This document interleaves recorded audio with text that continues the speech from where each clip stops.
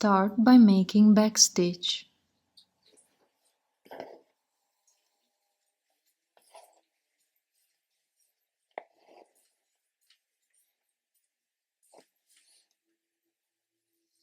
Using a different thread, come up in front of the first stitch. Go under the second one up, then down under the first one. Go up under the third one, then down under the second one.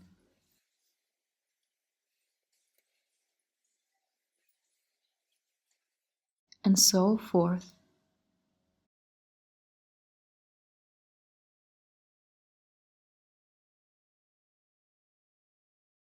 Finish in front of the last stitch.